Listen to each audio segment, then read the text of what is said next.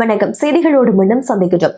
வடக்கு கிழக்குல மாவீர நினைவேந்தல் நிகழ்வு இடம்பெற்றது. இந்த மாவீர நினைவேந்தல் நிகழ்வை வைத்து பல அரசியல் உறுப்பினர்கள், அரசியல்வாதிகள் தங்களுடைய அரசியலை செய்ய ஆரம்பித்திருக்கிறார்கள். இந்த பட்டியலில் தற்போது முன்னாள் நாடாளுமன்ற உறுப்பினர் விமல் வீரவன்சவும் உதயன் கம்பன் விலவும் இணைந்திருக்கின்றார்கள். மாவீரர் நினைவேந்தல் நிகழ்வு என்பது தமிழக விடுதலை புலிகளுடைய உறுப்பினர்களை நினைவு கூர்ந்த அத்தனை பேரும் கைது செய்யப்பட வேண்டும் என்று அன்றகுமார் திசாநாயக்கவுக்கு ஒரு கோரிக்கையை முன்வைத்திருக்கிறார்கள். அதோடு மரணித்து போயிருந்த விடுதலை புலிகள் அமைப்புக்கு புத்துயிர் அளிப்பதற்கு அனுமதிக்க கூடாது என்பதாகவும் பிரபாகரன் அவர்களுடைய பிறந்த தினம் என்பது கொண்டாடப்பட்டிருக்கிறது, நினைவேந்தல் என்பது மேற்கொள்ளப்பட்டிருக்கிறது. எனவே உடனடியாக அதை செய்த அத்தனை பேரையும் கைது செய்ய வேண்டும். இந்த நடந்து முடிந்திருக்கின்ற இந்த நிகழ்வு என்பது வடக்கு கிழக்கு பொறுத்தவரையில தேசிய மக்கள் சக்திக்கு ஆசனத்தை வழங்கியதன் காரணமாக அவர்களுக்கு செய்கின்ற நன்றி கடனா என்பது போல கேள்வி எழுப்பியிருக்கிறார். இந்த வடக்கு கிழக்குல நடந்திருக்கின்ற இந்த நினைவேந்தல் என்பது தென் இலங்கையில இருக்கின்ற சிங்கள மக்கள்கிட்ட மிகப்பெரிய தாக்கத்தை ஏற்படுத்துவதாகவும் அதுக்கு எதிராக போராடுவதற்கு அத்தனை பேரும் ஒன்றிணைய வேண்டும் என்று மீண்டும் ஒரு இனவாத கருத்தை சொல்ல ஆரம்பித்திருக்கின்றார். இந்த விடயங்கள் மிக முக்கியமாக மாவீர நினைவேந்தல் நிகழ்வு நடைபெறுகின்ற காலத்திலேயே இந்த அச்ச நிலை என்பது இருந்தது. அரசாங்கம் அனுமதித்தாலும் இனவாத கருத்துக்கள் சொல்கின்ற அரசியல்வாதிகள் கண்டிப்பாக இதை விடப்போவதில்லை என்பது தெரிந்த ஒரு விஷயம். அதே நேரத்தில் சும்மா இருக்கின்ற சிங்கள மக்கள் மத்தியில் இப்படியான இனவாத கருத்துக்களை தூண்டுகின்ற செயற்பாடுகளை அரசியல்வாதிகள் செய்ய ஆரம்பித்திருக்கின்றார்கள். இதுக்கு எப்படி தற்போதைய அரசாங்கம் நடவடிக்கை எடுக்க போகிறது என்பது பார்க்க வேண்டும் என்று அவர்களுடைய கொள்கை பிரகடன உரையிலும் இனவாத தூண்டுகின்ற வகையில யாரும் செய்யக்கூடாது, அப்படி இனவாத அரசியலை நாங்கள் செய்ய மாட்டோம் என்று பல விஷயங்களை தற்போதைய அரசாங்கம் சொல்லியிருக்கிறது. எவ்வாறாக இருந்தாலும் மாவீர நினைவேந்தல் நிகழ்வின் போது சில அறிவுறுத்தல்கள் அரசாங்கம் வழங்கியிருந்தது. தமிழக விடுதலை புலிகள் அமைப்பையோ அதை பிரதிபலிக்கின்ற சின்னங்களையோ பயன்படுத்தாமல் இறந்தவங்களுடைய உறவினர்களை நினைவு கூறலாம் என்று ஒரு அனுமதியை வழங்கியிருந்தார்கள். ஆனால் எப்படி பார்த்தாலும் இதுக்கு எதிர்வினை என்பது தென்னிலங்கையில் இருக்கின்ற அரசியல்வாதிகள் செய்யத்தான் போகின்றார்கள். அதே நேரம் இந்த மாவீர நினைவேந்தல் நிகழ்வு நடைபெற்று முடிந்ததுக்கு பிறகு 3 கைதிகள் என்பது பயங்கரவாத தடை சட்டத்தினால் 3 கைதிகள் என்பது தமிழர் பிரதேசத்தில் இடம்பெற்றிருக்கிறது. தமிழ் விடுதலை புலிகளுடைய தலைவர் வேலுப்பிள்ளை பிரபாகரன் அவர்களுடைய புகைப்படத்தை சமூக ஊடகத்தில் பகிர்ந்த குற்றச்சாட்டின் அடிப்படையில் 3 பேர் கைது செய்யப்பட்டிருக்கிறார்கள். வழக்குகளும் தொடரப்பட்டிருக்கிறது. எனவே பொறுத்திருந்து பார்க்கலாம் இந்த அரசாங்கமும் ஏனைய அரசியல்வாதிகளும் இந்த விடயத்தை எப்படி கையாளப் போகின்றார்கள் என்று. கடந்த அரசாங்கத்துல மந்தகதியில கிடந்த விசாரிக்கப்படாமல் இருந்த பல வழக்குகள் இப்போது தூசு தட்டப்படுகிறது. இதுல அரசியல்வாதிகள், முக்கியமான பிரதிநிதிகள், அரசு அங்கம் வகிக்கின்ற முக்கியஸ்தர்கள் உள்ளிட்ட பல பேர் மீது இந்த வழக்கு இருக்கிறது. இணைந்து விசேட போலீசார் அத்தனை பேரும் இணைந்து இந்த நடவடிக்கைகளை மேற்கொள்ள ஆரம்பித்திருக்கின்றார்கள். எனவே இந்த 3 பேரும் இணைந்து இந்த நடவடிக்கை மேற்கொள்கின்ற நேரம் நீதிமன்றத்தில் கிடப்பில் கிடக்கின்ற கோப்புகள் என்பது தற்போது சேகரிக்கப்பட்டு வருவதாகவும் கடந்த காலங்களில் செய்திருக்கின்ற பல ஊழல் குற்றச்சாட்டுகள், பொது சொத்துக்கள் மோசடி செய்யப்பட்ட பல விவகாரங்கள் என்பது நீதிமன்றத்தில் விசாரிக்காம மிக நீண்ட காலங்களாக இழுபறியில கிடந்து கொண்டிருக்கிறது.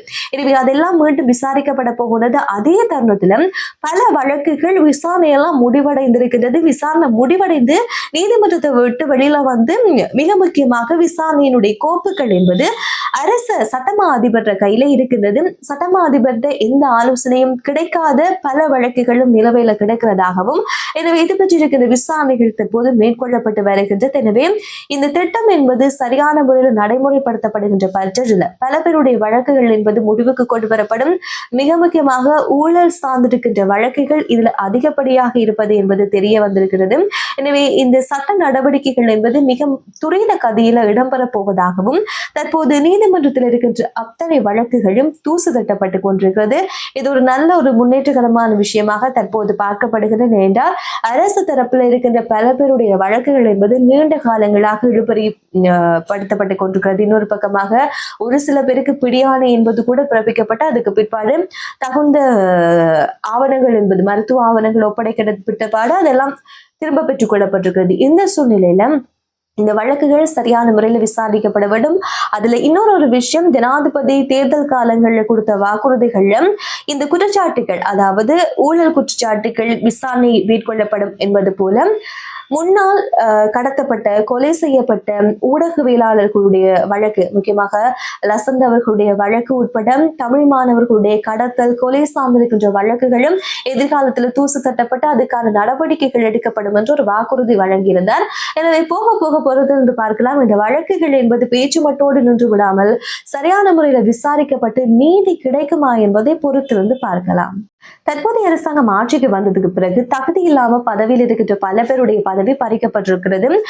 வெளிநாட்டு தூதரகங்கள்ல இருந்த முன்னாள் அரசுக்கு ஆதரவான நெருங்கிய நபர்களுடைய பதவிகள் இல்லாமலாக்கப்பட்டது. ஆனால் அப்படிப்பட்ட அரசாங்கம் மீதே தற்போது ஒரு குற்றச்சாட்டு எழுந்திருக்கிறது. தகுதி இல்லாம மற்றும் தங்களுக்கு நெருக்கமானவர்களை உயர் பதவிக்காக நியமிப்பதாக ஒரு குற்றச்சாட்டை மிக முக்கியமாக ஆயுர்வேத மருத்துவ அதிகாரிகள் ஒன்றியத்தினுடைய அமைப்பின் தலைவர் வைத்திய விமுக்தி சொய்சா அவர்கள் முன்வைத்திருக்கிறார். இந்த ஆயுர்வேத மருத்துவத்துறை சார்ந்த விடயங்கள்ல மிக முக்கியமாக தகுதி இல்லாம அரசாங்கத்துக்கு நெருங்கிய உறவினர்கள் நெருக்கமானவர்களை நியமிப்பதாக, உயர் பதவிக்கு நியமிப்பதாக அவர் ஒரு குற்றச்சாட்டை முன்வைத்தார். இப்படி தொடர்ச்சியாக நியமிப்பதன் மூலமாக ஆயுர்வேத சேவை என்பது இலங்கையில் இருக்கின்ற இந்த